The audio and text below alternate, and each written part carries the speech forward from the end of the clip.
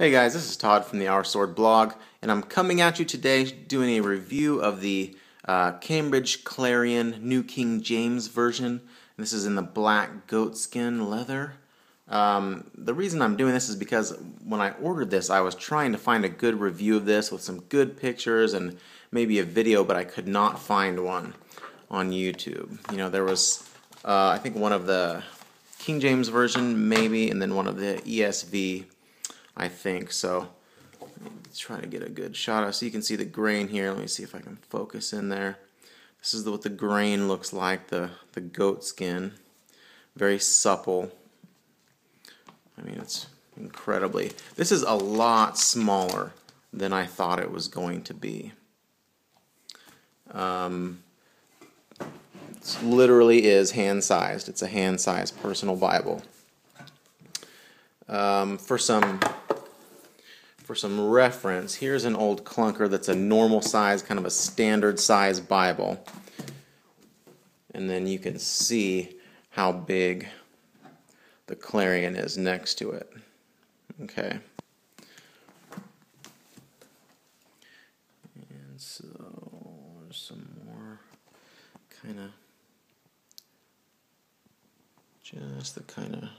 some reference points so you can see the size of it. Here's a ruler so you can kind of see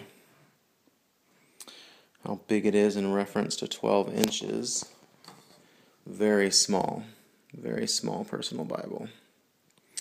And then for one last comparison, here is the old, this is the New King James Pit Minion in brown goatskin. So this is comparable. The Pit Minion is very comparable in size, but it's about the exact same size, you can see. Just slightly larger, but like twice as thick, okay? So I'll put that back there. And here's what the spine's gonna look like. For anyone who is not sure if this is the Bible that they want, let me just tell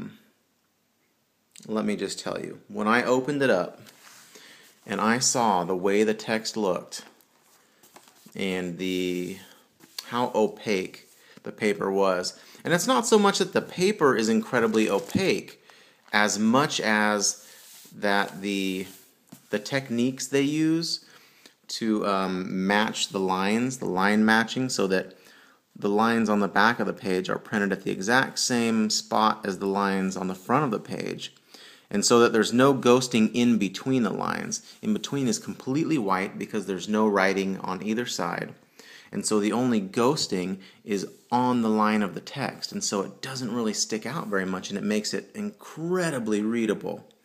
So let me just try to, there we go. Yeah. Now, one thing that always freaks me out about Bibles is how far the words go into the gutter, and so that was something I was concerned about. But of course, with these Smithsonian Bibles, I think that's how you pronounce it. One guy in his video was saying Smithsonian, but I think it's actually just Smithsonian, right? If not, forgive me. I have no idea what I'm talking about. I'm just kind of shooting off the cuff here. So, yeah, it's single column, not the double column. It's just like reading any other book. It's amazing. And the text seems so huge. I think it's like an 8.75, so just about a 9-point text. But the space before and after the line is such that it makes it amazingly readable. I mean, this is when I opened it up, I was a little freaked out because I had read that in order to have this type of Bible with a single column paragraph format, you know, that's why it's so thick. In order to have this kind of Bible, they had to make maybe the paper a little bit thinner, you know, than maybe like the New King James wide what is it, the wide margin for the notes and stuff. The paper maybe is a little bit thicker on that Bible.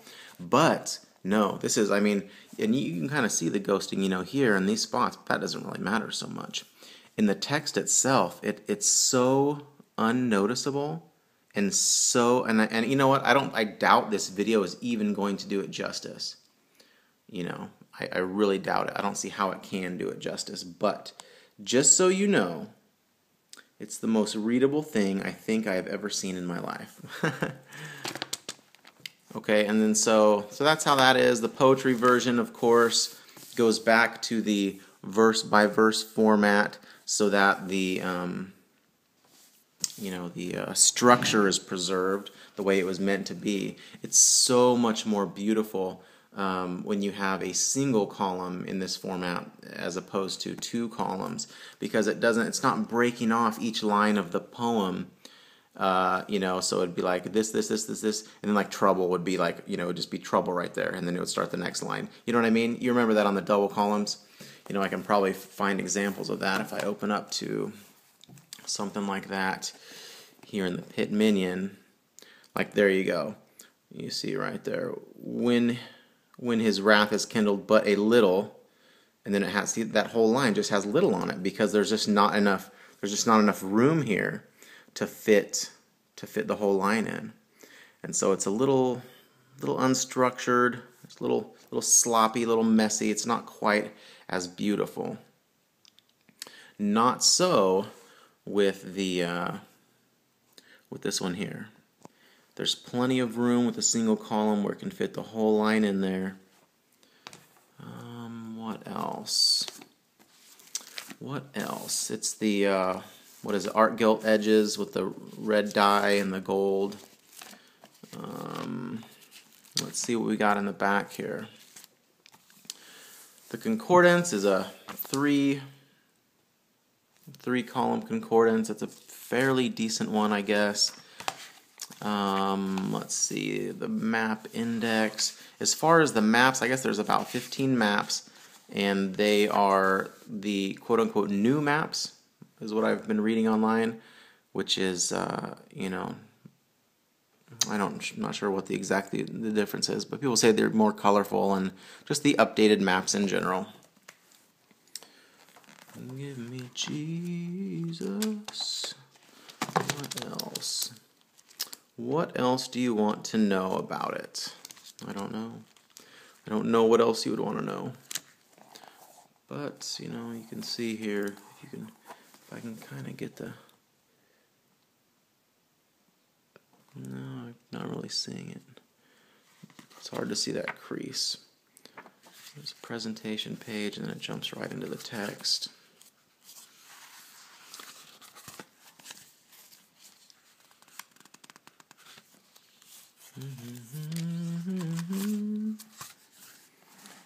One thing that I noticed was that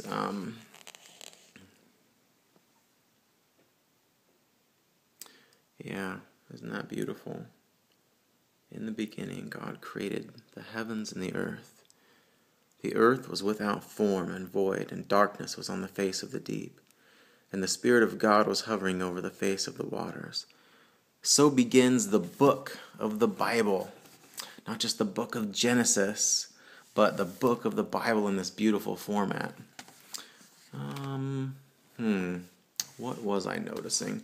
I don't know. Everyone complains about these ribbons from Cambridge because they say they're kind of cheap, and they do. They feel like any other ribbon that you'd have in any other Bible, any other cheapy Bible, but it's fine for me. I mean, I don't know what the big deal is. I've never felt an R.L. Allen, ribbon, so maybe I'm just not spoiled like R.L. Allen readers are, because I guess they have like the most luxurious, beautiful ribbons. So anyway, so that's about it, I suppose. I guess I could do a side-by-side text comparison. The difference between this amazingly readable text and the text of the good old Pit Minion. So let me make sure there's a little bit more light here. Maybe I can just put this up like that and this up like this. So you've got, there you go, There's the text of this. You can see in reference to my finger about how big it is. And then you've got the text of the pit minion. Now, for a lot of people, the pit minion text is too small. And I can understand that because I'm a kind of a weirdo about small text too. But it's really not insanely too small. I mean, I can understand why somebody with bad eyes maybe wouldn't want the pit minion version because the text is so small. I think it's like 6.75 or something, just under a 7-point text, if I'm not mistaken. So this is like a jump in 2. This is 2 points higher, I believe. And that with the back-to-back line techniques and the generous spacing makes it way not even close to. It's not comparable at all. It's just completely different. It's a whole different feel. So yeah, that is it. I hope that is going to be enough to satisfy your curiosity if you are considering getting one of these bad boys. Of course, this is not broken in yet, so it doesn't open completely flat. I mean, it kind of does, but so for me, I have no worries after seeing this that the lettering is going to go too far in the gutter and bug me. It's just fine. And with a book this thick, you'd think that maybe it would, but not at all. Not at all. Don't be concerned about that. Oh yeah, you know what I did when I opened this up and I was looking through it for the first time? I did notice that, and let's see if you can see it at all. It did. Some of the pages did appear to be. Maybe that's just because I'm roughing it up. But you can see the page does go up a little bit, it's not lifting up off the other pages or anything, but because I guess that was one of the big problems with the ESV version and maybe the KJV as well, the Clarion.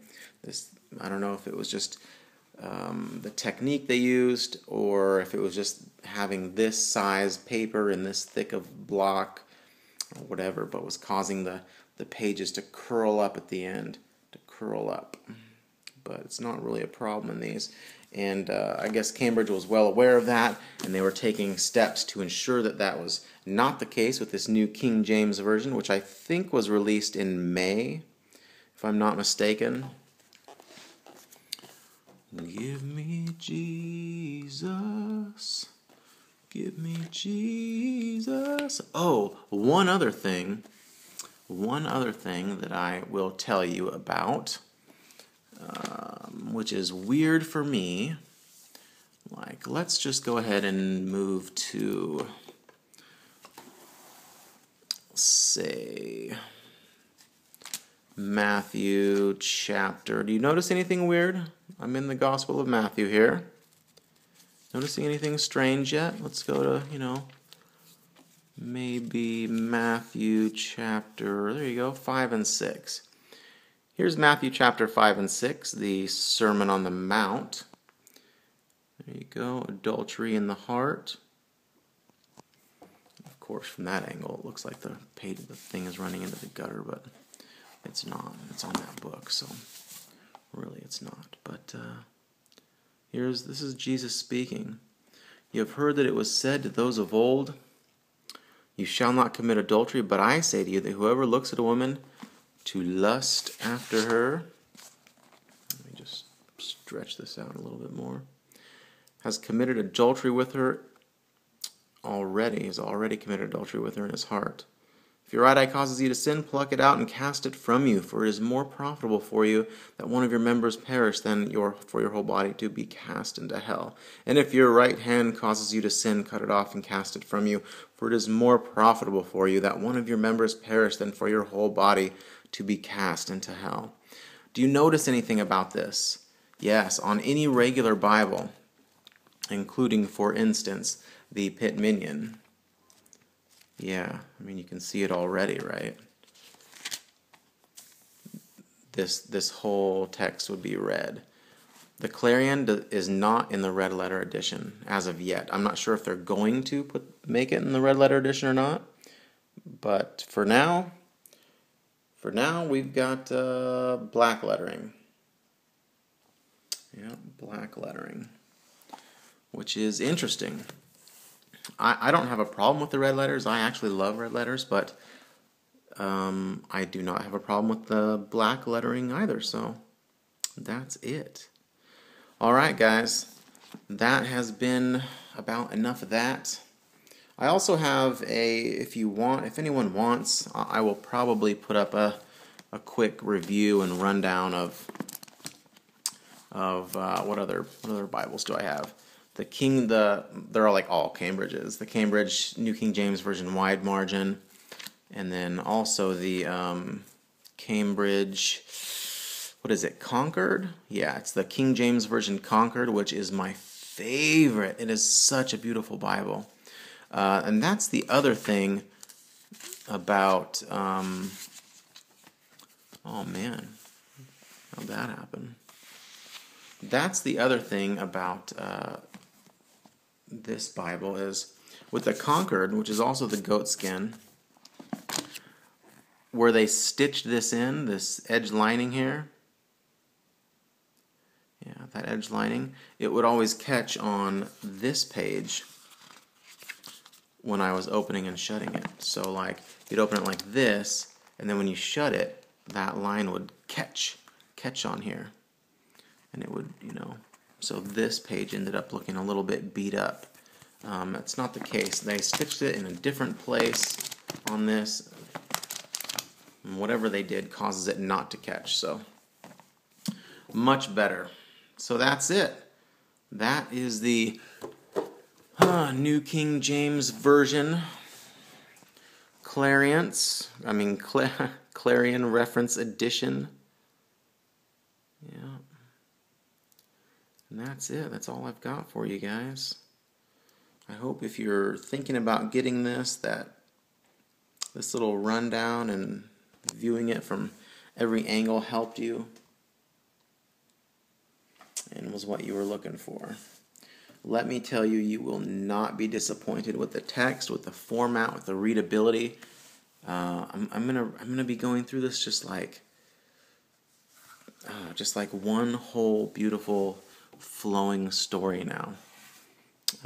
It's an amazing thing to have this in such beautiful single column paragraph format. I don't know if I would preach from this Bible because it probably would be a lot harder to find your verses in something like this as opposed to, and I have been preaching from this Pit Minion, which is a little odd because it's so tiny, but, still it's easier to find your verses when it's just, no, this is paragraph 2, so sometimes I do have problems finding my verses as well in this, because you can see that, like at the beginning of this is verse 3, and then here's verse 6, and so if you're going to mark 14 somewhere between 3 and 6, you just know it's somewhere in this paragraph here, so you kind of do a quick scan, and oh, there it is 4, mark 14:4, you have to scan for it. So it's not as easy as the verse by verse format like this old dog here, where just each individual verse is just right there, 26, bam, 27, bam, 28. So it's very easy to find the exact verse you're looking for. But you lose a lot of the the context, the flow that the original writers had when they were putting this together. You've got to be real careful about that to rightly divide the Word of God. And it makes it a lot easier when it's in this format. Anyway, that's it. Okay, this is like 20 minutes. I think you've seen this Bible enough, haven't you? I don't know what else to show you. There's nothing else I can show you. The references on the side, gorgeous. Everything is gorgeous. This whole thing is ridiculously gorgeous. All right. God bless you.